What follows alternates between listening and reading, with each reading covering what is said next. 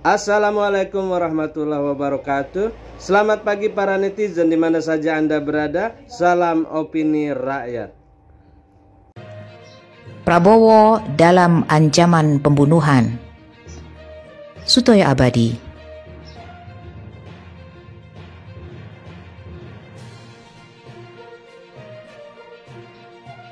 Dalam sejarah modern, pembunuhan politik mengambil dua motif utama, yaitu persaingan politik antar elit dan penyingkiran pemimpin politik yang tidak dikehendaki imperium besar.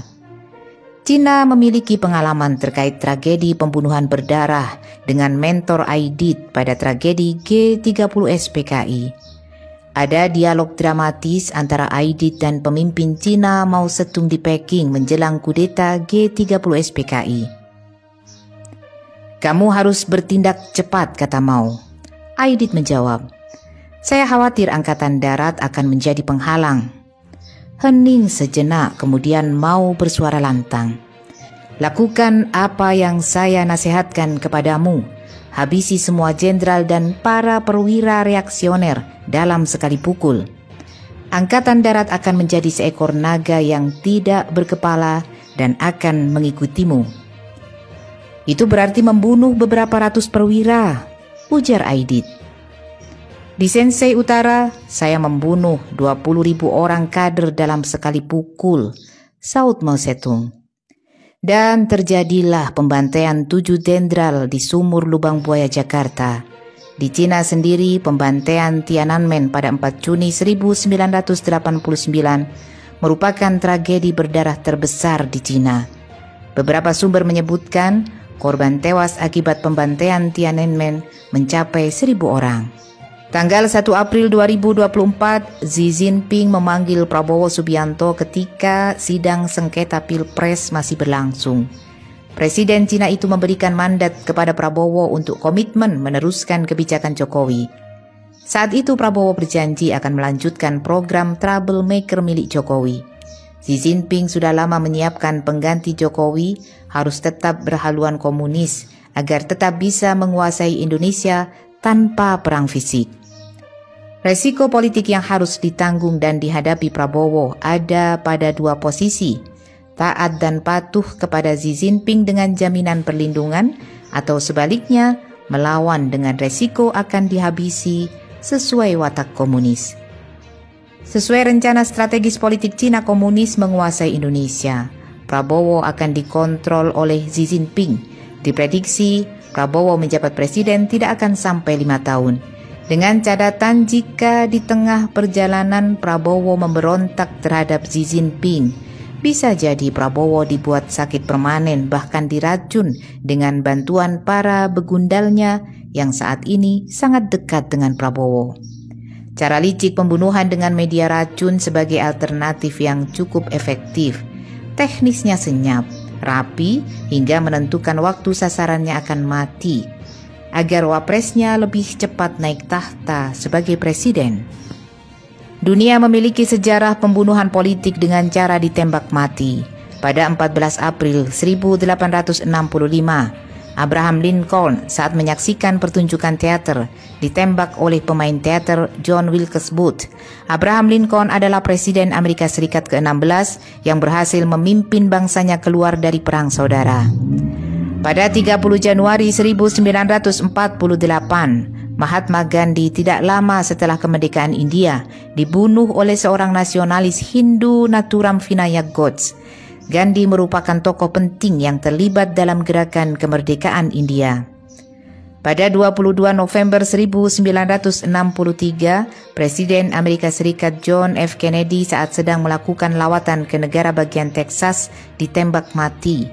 Pada 6 Oktober 1981, Presiden Mesir Anwar Sadat saat menghadiri parade militer di kota Kairo diberondong tembakan sekelompok militer hingga tewas. 8 Juli 2022, Shinzo Abe, mantan Perdana Menteri Jepang, tokoh politik aktif paling berpengaruh di Jepang, juga mengalami nasib naas. Ia ditembak mati dari belakang oleh Yamagami. Karena itulah pembunuhan politik di Indonesia tidak boleh terjadi lagi apapun alasannya. Upaya preventif harus ditingkatkan. Prabowo Subianto harus dilindungi dari strategi licik komunis.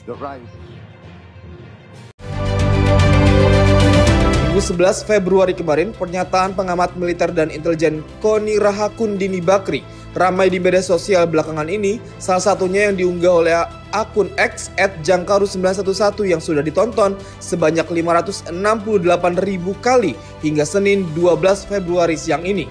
Koni menyebutkan ada sebuah skenario dalam pemilu 2024 di mana Capres nomor urut 2 Prabowo Subianto hanya akan menjabat sebagai Presiden Republik Indonesia selama 2 tahun saja. Jadi saya itu diminta ketemu Pak Rosan di tengah-tengah pergolakan ini mau menuju ke sini. Pak Rosan minta saya gabung di 02. Saya sampaikan Pak Rosan, kenapa saya mesti gabung 02? Saya ini akademisi, saya ada di mana-mana. Toh saya bantu Pak Prabowo minta apa nih untuk bikin roadmap pertahanan kalau jadi presiden. Saya di tim itu Pak. Oke. Lalu dia bilang nggak bisa, harusnya Mbak Koni lebih clear, pakai baju biru muda masuk. Saya bilang, sebentar sebelum saya bilang apa dulu, saya mau tanya, emang Pak Prabowo ini bakal jadi presiden berapa lama? Ini nyampaikan Pak Rosan loh, duta besar kita mantan di Amerika. Jadi rencananya 2 tahun, 3 tahun berikutnya diikuti oleh Gibran. Saya langsung bangun, sebentar Pak Rosan, jadi akan 2 tahun lalu langsung diganti oleh Gibran. Pertanyaan gua bodoh aja nih, lu yakin Prabowo dibiarkan hidup oleh Jokowi 2 tahun? Kalau saya jadi Gibran atau jadi Pak Jokowi, saya matiin besok. Loh, betul gak sih? Kalau dia bisa mengkhianati Ibu Megawati Soekarno Putri dengan segala perjuangan yang menjadikan dia ada di istana sampai 2 kali, ada jadi gubernur Jakarta, ada jadi wali kota, apa bedanya dia bisa bunuh Pak Prabowo di tengah jalan? Makanya statement saya kan jadi kuat bahwa Pak Prabowo itu digunakan, bahwa Gibran itu memberatkan. Itu kan bahasa-bahasa saya, dan saya of course saya bilang sama Pak Rosan. Sementara itu Ketua Tim Kampanye Nasional Prabowo Gibran, Rosan Ruslani, membantah pernyataan Koni tersebut. Rosan memastikan pernyataan Prabowo 2 tahun itu bukan dari dirinya. Tapi Koni lah yang menyinggung kekhawatiran bahwa Prabowo hanya akan menjabat 2 tahun. Pernyataan yang 2 tahun itu bukan datang dari saya, gitu. Beliau menyatakan ini gimana kok sudah 2 tahun, atau mungkin lebih cepat kalau ini pernyataan beliau ya. Kalau tiba-tiba Pak Prabowo, kalau saya ini orang intelijen, saya bilang bisa aja Pak Prabowo diracun, dia bilang gitu, bisa lebih cepat. Itu gimana? Saya bilang Bu, udah omongan itu tidak pantas. Ya udahlah itu Bu, jangan kita sih tidak ada pikiran seperti itulah, janganlah gitu. Ini pernyataan beliau gitu, bukan pernyataan saya. Jadi saya kemudian beliau menyampaikan seperti itu, dan alhamdulillahnya di meeting itu bukan hanya saya berdua, tapi ada 4 orang. Ya, ada 1 orang dibawa oleh Ibu Koni, ada 1 orang lagi yang ketua tim media Pak Prabowo. Jadi itu bisa diverifikasi pembicaraan itu. Tapi yang saya sayangkan yaitu pernyataan dari Ibu Koni yang seorang intelektual di masa-masa tenang ini mengeluarkan videonya beredar sangat masif ya di hari ini gitu. Koni juga sebelumnya pernah meminta Menteri Pertahanan Prabowo Subianto untuk menyampaikan klarifikasi terkait dugaan adanya investigasi dari Anti Korupsi Uni Eropa, Greco, terkait rencana pembelian 12 pesawat tempur Mirage 2000-5. Namun hal itu langsung dibantah oleh Dhanil Azhar Simanjuntak, juru bicara Menteri Pertahanan, yang menyebutkan pembelian pesawat Mirage 2000-5 telah dibatalkan.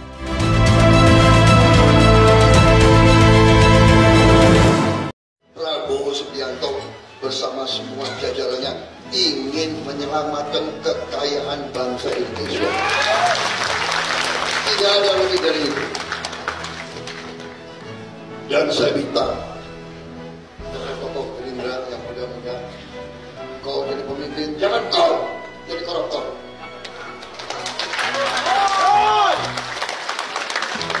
Jangan kau khianati bangsa ini. Jangan kau khianati pejuang-pejuang kita. Kau saya kejar kamu di mana kalau kau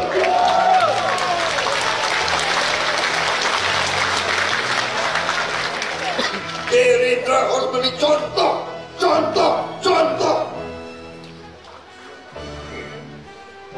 Kita mau hilangkan korupsi. Jangan kita jadi koruptor. Hai, kau yang jadi gubernur nanti, hai kau jadi bupati yang baik.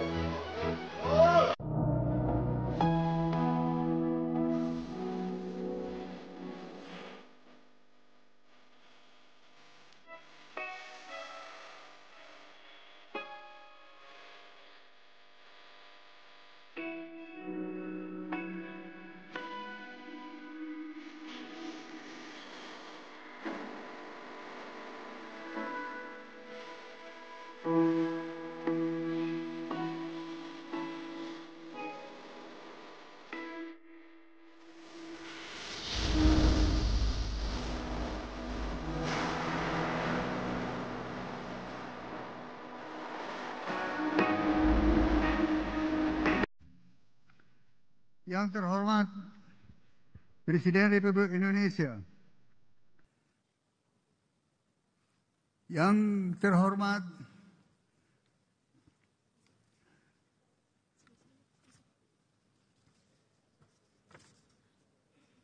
Wakil Presiden ke-6 Bapak Tri Sutresno,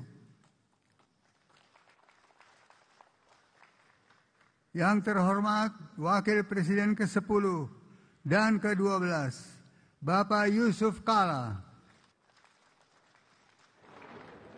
yang terhormat Wakil Presiden ke-11 Bapak Budiono, yang terhormat Bapak Prabowo Subianto, Presiden terpilih Republik Indonesia,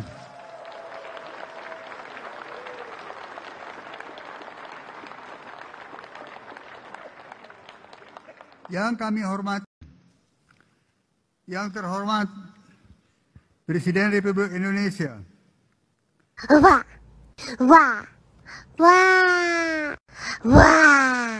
yang terhormat Bapak Prabowo Subianto, Presiden terpilih Republik Indonesia,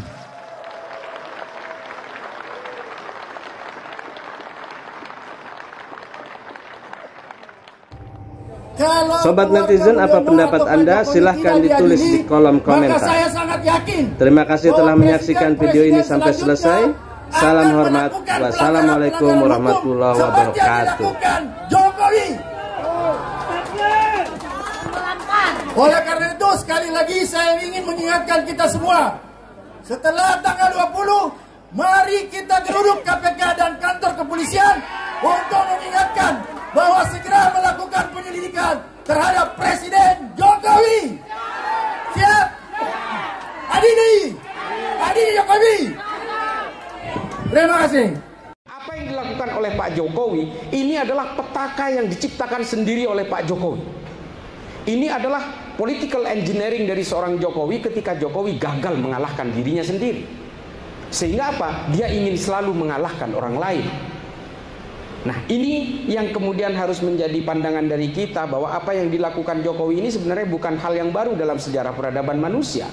Tapi sebenarnya Pak Jokowi juga harus belajar dari sejarah itu, bahwa orang-orang yang seperti Pak Jokowi ini akan terjadi matinya, mundurnya, tumbangnya, tersungkurnya. Itu akan tersungkur dalam kehinaan dan betul-betul tidak akan dihargai. Saya ingat kata-katanya Abul A'la Al-Ma'arri dalam salah satu bukunya, dalam syairnya. Ketika seorang pemimpin itu culas dan menipu rakyatnya dengan kata-kata yang penuh sukacita, dia akan mati diinjak oleh kaki rakyatnya sendiri yang sedang menari dan berdansa. Itu tulisan Abul A'la Al-Ma'arri. Jadi jangan heran kalau suatu saat Jokowi diinjak-injak oleh rakyat. Terima kasih. Mencatat dua komentar yang sangat merisaukan saya. Pak Rias Rasyid. Rias Rasyid itu mantan Menteri Otonomi Daerah dan Menpan RB. Dia bilangnya gini, dalam 10 tahun terakhir ini, semuanya sudah rusak dari apa yang kita perjuangkan di era reformasi. Saya tidak tahu lagi bagaimana cara memperbaiki keadaan ini yang sudah moral dan etika sudah rusak seperti ini, demokrasi sudah rusak, hukum sudah dijual belikan. Itu Rias Rasyid. Sehingga kalau tanya Mbak Desmanita tadi, apa ya? Terjadi di mana-mana. Kemarin 2 hari lalu, Ikrar Nokasung Sabakti juga berceramah di Jogja. Apa isinya? Kerusakan yang terjadi selama 10 tahun terakhir ini tidak mungkin bisa diperbaiki dalam 5 periode kepemerintahan. Ada, di berita-berita ada, Rias Rasid di berita ada. Saudara, memang udah parah ini. Oleh sebab itu mari kita sadari bersama, bukan dendam kepada seseorang, tapi ini cintai negara ini dengan sepenuh hati. Karena kita cinta kepada negara ini. Saya, keluarga saya cinta kepada negara. Keluarga Pak Sukiti, Pak ini bisa jadi profesor, bisa anaknya sekolah di Amerika, dia sekolah di Amerika. Karena apa? Karena Indonesia ini kaya raya. Indonesia ini kalau merdeka orangnya sudah maju. Oleh sebab itu jangan dikorupsi-korupsi. Korupsi-korupsi itu melanggar hak. Melanggar hak rakyat seluruhnya. Moral, akhlak itu harus diperbaiki semuanya. Bukan saya. Kalau saya udah selesai. Jangan Anda tanya saya, Bapak sholat. Misalnya ya. Bayar zakat, bayar. Ngembalikan gratifikasi, kembalikan. Paling rajin nih ngembalikan gratifikasi. Tanya ke KPK. Siapa pejabat yang paling rajin mengembalikan gratifikasi? Karena ada catatannya di sana. Tapi saya bicara sistem loh, bukan bicara soal saya tidak bisa memperbaiki pengadilan. Gimana saya bisa memperbaiki pengadilan? Saya bukan ketua Mahkamah Agung. Gimana saya bisa memperbaiki DPR? Saya bukan ketua DPR, bukan ketua partai. Sobat netizen, apa pendapat Anda? Silahkan ditulis di kolom komentar. Terima kasih telah menyaksikan video ini sampai selesai. Salam hormat. Wassalamualaikum warahmatullahi wabarakatuh.